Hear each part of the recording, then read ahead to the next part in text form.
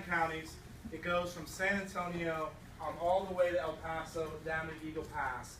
820 miles of the border, 2 time zones. It takes 10.5 hours to drive from Cotulla to San Elizario, which is in El Paso City, at 80 miles an hour, which is the speed limit in 75% of the district. Right? I learned recently it's not the speed limit in all of Texas. So it's a great district. My hometown is San Antonio, born and raised in Leon Valley. I went to John Marshall High School. I remember playing basketball right up the road at Southwest High School. So I'm familiar with this area since I was a young kid. Then with Texas A&M, getting Aggies, like that hats, and studied computer science. And when I was there, I had the honor of serving as a student body president the year of the bonfire collapse. And it was one of those things where I'm one of the few Aggies that doesn't refer to University of Texas as TU, partly because the way the University of Texas responded in one of the darkest hours in our time. And so I'm a big fan of that institution. And UTSA, we represent that. We have what the university system is doing out in West Texas. It's 2 great institutions. It's great to be able to represent them. When I graduated from Texas A&M, I went into the CIA.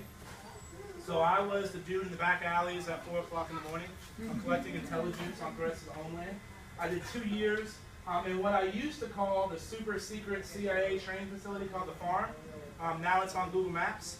And then I did 2 years. I did 2 years in India, 2 years in Pakistan, 2 years in New York City doing interagency work, and then a 1.5 years in Afghanistan, where I managed all of our undercover operations. In addition to collecting intelligence, I also had to brief members of Congress. And I was pretty shocked by the caliber of our elected officials. And my mom, my dear old mom, who's 73 years old right now, always told me as a kid, you're either part of the problem or part of the solution. So I moved from Kabul, Afghanistan to Helotes, Texas. Growing up in Leon Valley, there's 2 places I never thought I'd live, Kabul and Helotes, and ran for Congress. And I lost. But it was a great opportunity for me to get involved in a consulting firm where I was a partner, and then help start a cybersecurity company. And to get that experience of helping companies grow, but also starting a company from scratch and knowing what so many of our small businesses that are working hard every single day have to go through was a great experience that helped me in Congress. Now I got elected in 2014. I've been there for 19 months. I serve as, I'm the chairman of an IT subcommittee, and I'm also on the Homeland Security Committee. I have more border than anybody else. I have more border patrol than anybody else. You know, the border is an important part of this district and in our state, and it's great representing that.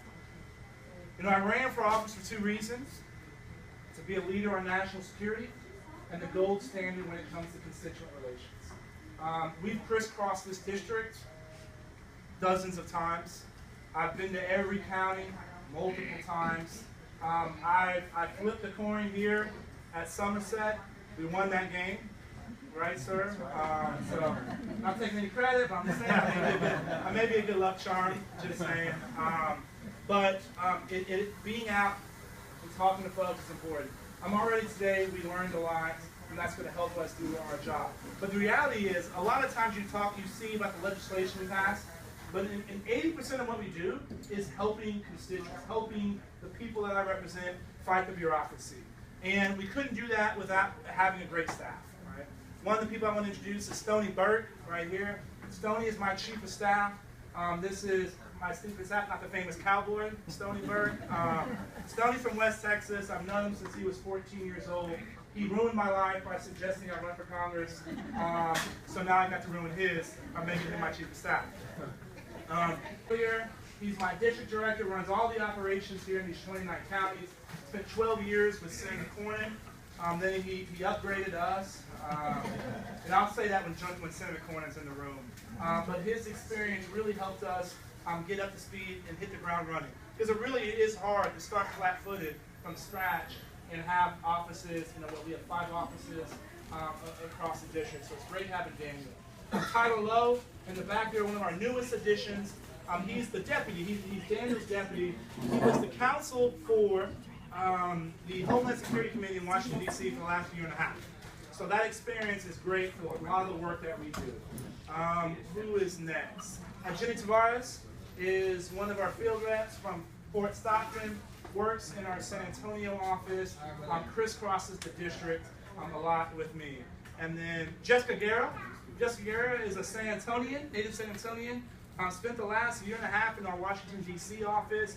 She handles a lot of our issues on education and agriculture, and she's now in the San Antonio office. Who else am I missing? Henry Rivera, another field rep and caseworker, handles a lot of the cases and problems that we have.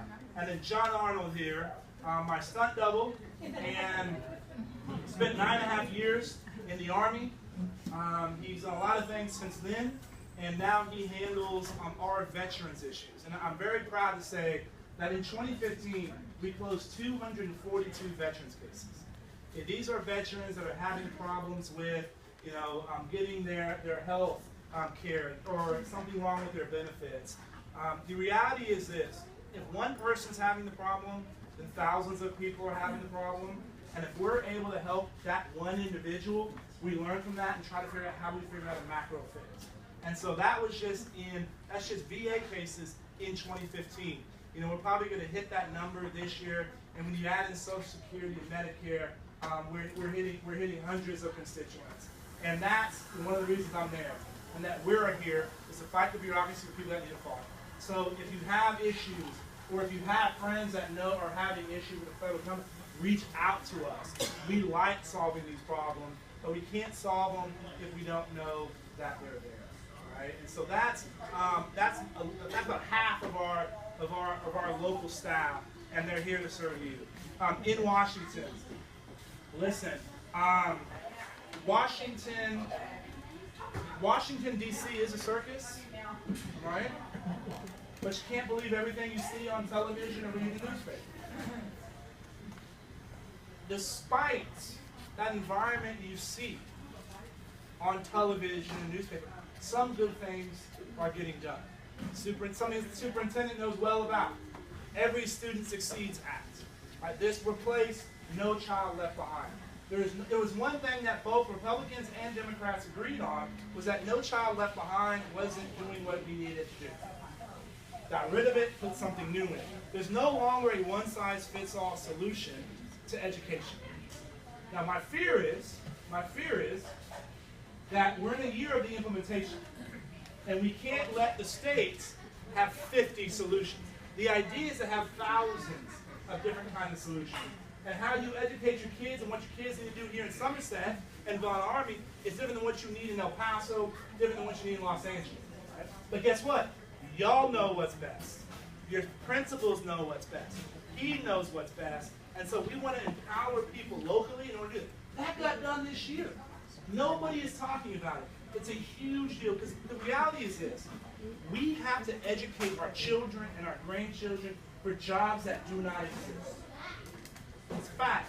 The technological change we're going to see in the next 20 years is make the last 20 years pale in comparison. Right? So we have to make sure our kids are prepared. And seeing, having spent a lot of my career overseas, dealing with other countries, there's other countries gunning for us. And we got to make sure that our kids are ready for these good paying jobs. And here's the reality. So I'm a computer scientist. I'm a little biased to that. Last year in Texas, there were 42,000 computing jobs that went unfilled. Texas only produced 2,000 computer scientists. And what's even worse, there was only 5,000 kids in Texas that took the AP Computer Science course. That's a course you take, you get 5,000 kids, only 24% were women or girls. Less than 900 were Latinos or Latinas, and only 120 were African American.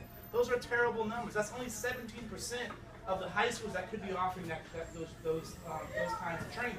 We have to fix that, because it matters for our kids, it matters for our grandkids, it matters for all of us. And playing a little role in doing that, is pretty fantastic. And I was excited. I was in Del Rio a couple of days ago at a health fair, and it was helping some kids that are in Title I schools. These are some of the poorest schools in the country. And I talked to 50 young girls, from 7th grade to 2nd grade. And I asked all 50 of those girls, I said, what's your favorite course? All but 3 said math and science. And I said, awesome. Keep that interest, because we need that. And I also told them the story that when I was in the CIA, my best officers were females. They recruited more spies, stole more secrets, got more bombs off the streets than their male counterparts, right? And we got to make sure we continuing to encourage our girls to go into STEM courses. So this is one area that we spend time on. And superintendent, you have a friend. We got to make sure because this is a national security issue. The other issue we spend a lot of time on is the oversight role of government. For example, the federal government spends $80 billion, so the big, on buying IT goods and services. And 80% of that is on old stuff. Stuff that we would consider old and outdated, or not secure. That's crazy. The fact that y'all's hard-earned taxpayer dollars is going up to Washington, D.C. to buy old stuff that's not protecting us is a huge problem. For example, Social Security Administration has information on every single American. We had the head of security in front of our committee, and they had just done a test to see, were there any vulnerabilities, were there any problems in their network. I asked the head of security, how many problems did you identify in that test? She didn't know the answer.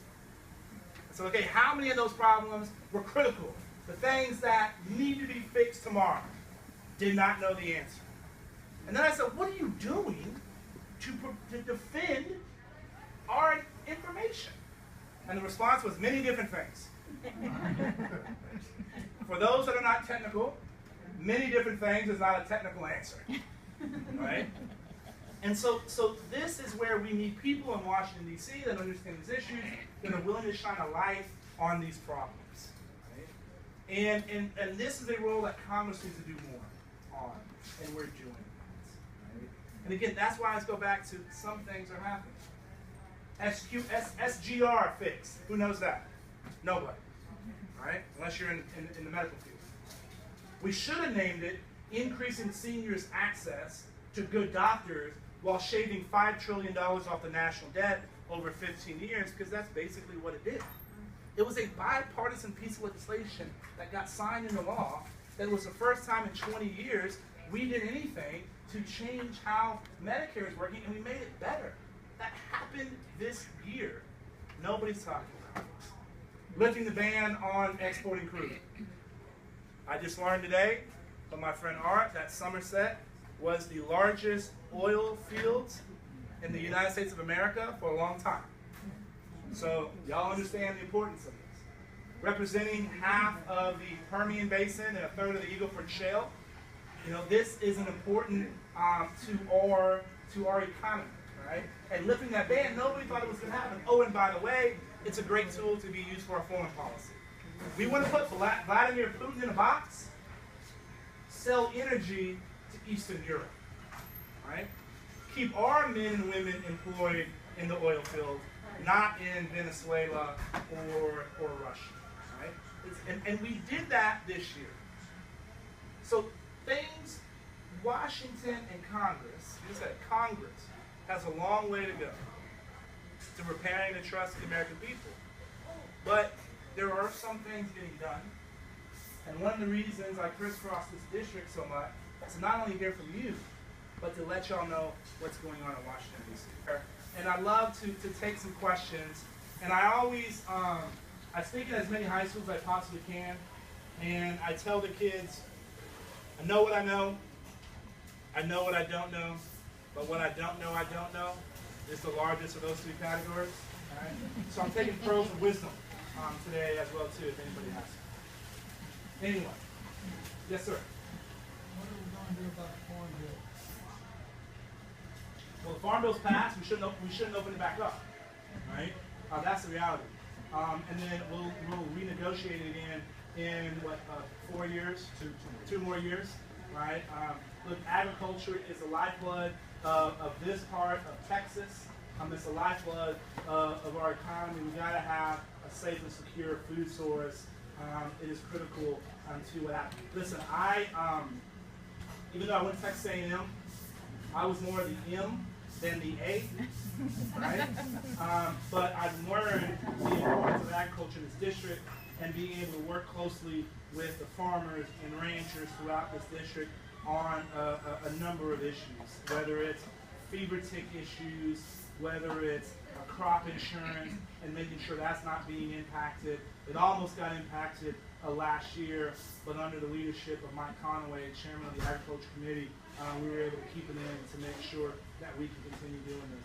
Again, to me, food security is a part of national security, and we got to make sure that we're feeding our people, and that starts right here in Texas. Yeah? What up?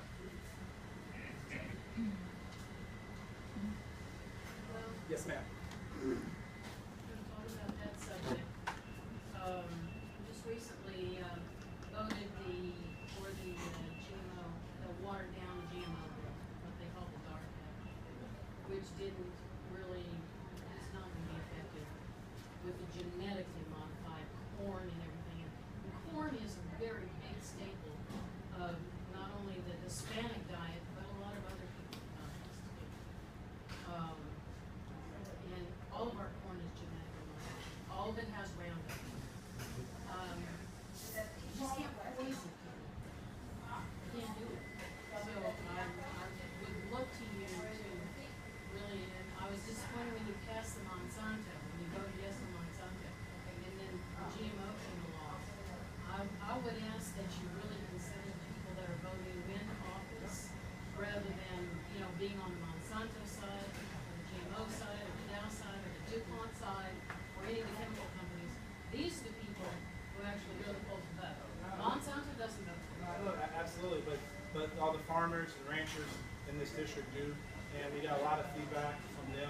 And I'd be curious to hear your thoughts on how we can tweak those bills and those legislation in order to cover and protect the things that you're talking about. Right? This is one of the reasons why we go out here is to talk to folks and to get their input on how we can improve legislation. So if you have some specifics on how to do that. It'll work. You actually have to turn the situation upside down. Because you're going backwards. And I'm not at all sure that we at our level can do anything. As far as you as one person can do anything. But Monsanto go bankrupt. Don't let them be bought out by DuPont Dow. Well, I would say this. One person can make a difference, right? We should not try just because something is hard. And so it starts with having conversations like this in order to say, hey, how can we fix this? And then we get, goes from one person to 3 people, and then we get a little posse together and we try to take on these battles, right? And so part of it is having that conversation. And I'd like to sit down and hear more from you on your point of view on this. That will bane out to just about everything that you've talked about so far. You want the kids to be smarter, you want to employ more kids, they have to be smarter. Not only do you not feed them Roundup in their corn, but you don't give them shots with Tamirazole in them. I mean, I would take a flu shot, I'm not going that direction. You want smarter kids? Let's do things to get smarter kids. Turn the TV off. I mean, there are... Get them outside, have them do work. There are so many solutions. There are so many solutions. There are. But that's why we got to work towards them, right? And not be afraid to do it. And here's the reality, right? Part of, I learned so much on this job about so many different areas. And the reason we're able to do that is because we rely on people that we trust and are here in the district to inform us. And we work on a lot of things. Again, I can tell you there's so many of the veterans and the folks that had problems with Social Security and Medicare that would never have thought their problems were going to get solved. And they thought, one person couldn't do it. But we were able to sort these things out, And so that's That's the mentality. That's where I ran for office, is to solve problems. And when we work together, we can do that. So I appreciate that. Who's next? All right. I got two questions. One, I don't, an update on our new federal courthouse and filling our vacancies on the federal bench here. I'm going to take it for a while. And two, is there anything that you guys are working on to help loosen up mortgage loans? I mean, all of our small banks out here don't even operate anymore. Yeah. It's really hard to get mortgages. Sure. So federal courthouse, we just passed working closely with Henry Cuellar, Democrat. Everybody considers Cuellar from Laredo, but Cuellar represents part of San Antonio too. He does a lot for the city and the areas around San Antonio where we got funding for a new federal courthouse. Part of it, you had judges that were riding the elevator with people they just sentenced, and these were violent criminals. Right? It's just it's unacceptable. And so I believe I think the plans have already been drafted, and the groundbreaking starts in I think it's in less than a year. Is that right, Stoney? I think roughly about that time. Yeah, roughly around that time. So that's a big deal. And the other one of the positive unintended circumstances of that, some of the federal activities that are going on in some buildings around the Alamo are going to be able to be moved to this new federal courthouse so that we can put some of the artifacts from what's the Phil Collins. Yeah, Phil Collins collection to display that and have a better visitor experience at the Alamo. So that's a big deal. Look, when it comes to mortgage loans, the CFPB, the Consumer Finance Protection Board, has done more to make big banks bigger and hurt small banks. Right? These community banks are being impacted all across the United States of America, and I think the stat for a long time, like one a day was closing. And part of that is because the draconian regulations that CFPB has put on these banks. A community bank is not an investment bank. And it starts with our regulators and legislators knowing the difference between an investment bank, a community bank, and a credit union. Right? And realizing what goes on in some of these little communities. You know, banks that have had 30-year relationships with people have not been allowed to extend a loan because of these new draconian regulations. So the House has passed a number of pieces of legislation in order to correct that, in order to rein back the CFPB. It's gotten stuck in the Senate. Unfortunately, I wish I had rosier news for this, but it also is starting to require these rank and file folks talking to their representatives all across the country about how these regulations are impacting individuals, how they're impacting small businesses. And this is one of those areas that it's not to get in the weeds, but we need people that are willing to get in the weeds and realize that the bank down the street is very different than a bank on Wall Street. And the rules that you need to put on a bank on Wall Street are not the same rules that you need to be putting on these communities. And so we've been working hard on that. Jeff Henseling, he's the chairman of Financial Services Committee. These are some of his biggest priorities. And we got to make sure we see some changes in the Senate in order to get that done, because it's impacting our communities. Right? In Texas, what is the stat? It's like 90% of businesses in Texas are small businesses. These are people that are being impacted by this rule. Thanks for that, Art. And I'm going to end with this, and we'll stay around. We'll have some private questions.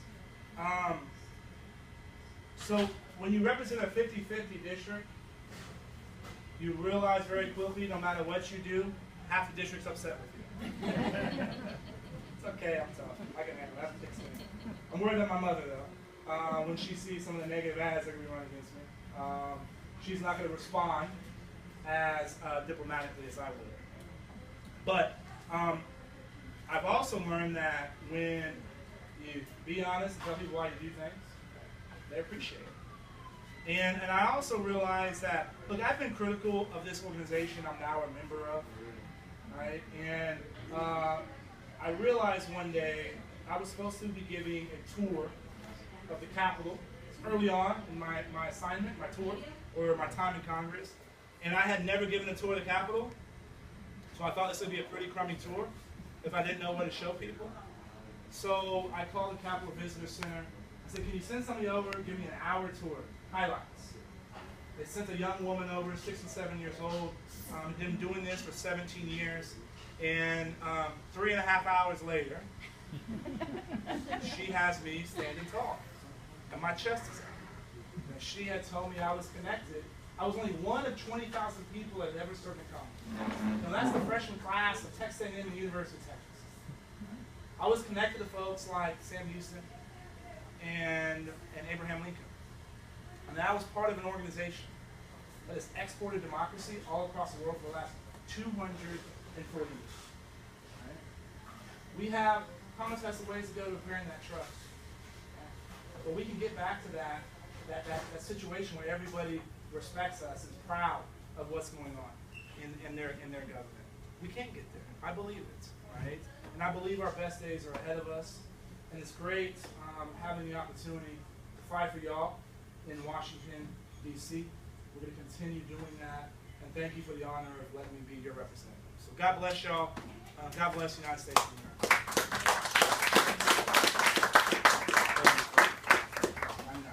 I took a picture of that. So, and